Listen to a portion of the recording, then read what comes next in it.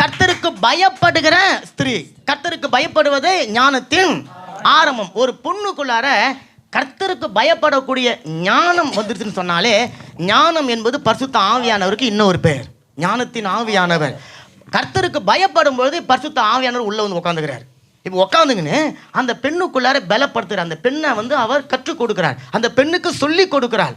என்னென்ன காரியங்களை நீ செய்யணும் என்பதை பரிசுத்த ஆவியானவர் அந்த பொண்ணுக்கு அவர் சொல்லி கொடுத்து கொண்டு இருக்கிறார். அப்போ பலவீனமான ஒரு பொண்ணு, இவ்வளோ வேலைகளையும் செய்யவே முடியாமல் இருக்கிற ஒரு அம்மாக்குள்ளார பரிசுத்த ஆவியானவர் வந்து இவ்வளோ வேலைகளையும் நேர்த்தியாக செய்ய வைக்கிறார். செய்ய வைக்கிறது மாத்திரமல்ல, செஞ்ச அந்த மகளை, அந்த அம்மாவை அவர் பாராட்டவும் செய்கிறார். ஆமென். அப்போ இன்றைக்கும் பாருங்களேன், உங்கள் வீட்டில் இருக்கிற அம்மாவை அல்லது உங்கள் வீட்டில் இருக்கிற உங்கள் மனைவி, பிள்ளைகள், உங்களுடைய அம்மாவை நீங்கள் கவனித்து பார்த்தீங்கன்னா, அந்த அம்மாக்களுடைய வேலை குடும்பத்தில் அப்பாவை விட அதிகமாக இருக்கும். அந்த அம்மாக்கள் தான் அந்த வீட்டினுடைய எல்லா காரியங்களையும் அவங்க பார்த்து கொள்கிறாங்க. கணவனை காலையில் எழுந்துச்சு கவனிக்கிறதுலேருந்து இரவு தூங்குறதுக்கு முன்பாக வீட்டை கதவு பூட்டிட்டோமா பூட்டலையா அப்படின்னு சொல்கிற வரைக்கும் அந்த மனைவி செய்கிறாங்கல்ல. நான் நிச்சயமாக யோசனை பண்ணி பார்த்துருக்குறேன், எந்த கணவனாவது உட்காந்து என்னுடைய மனைவி இவ்வளோ வேலை செய்கிறாள, இந்த பலன் எங்கேருந்து வந்தது? யோசனை பண்ணி பார்த்துருக்குறீங்களா கணவர்மார்கள்?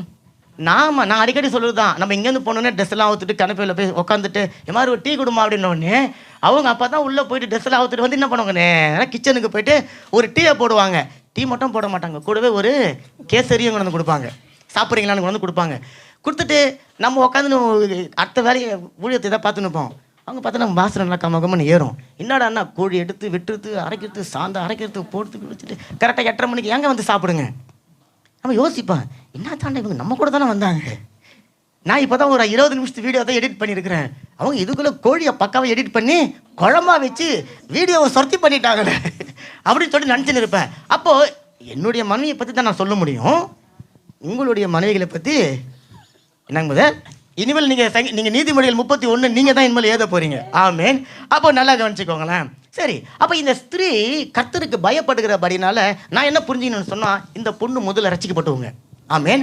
பரிசுத்த ஆவியானவருடைய அபிஷேகத்தினால நிரப்பப்பட்டவங்க, பரிசுத்த ஆவியானவருடைய வல்லமையினால நிரப்பப்பட்டவங்க, ஞானத்தினால நிரப்பப்பட்டவங்க.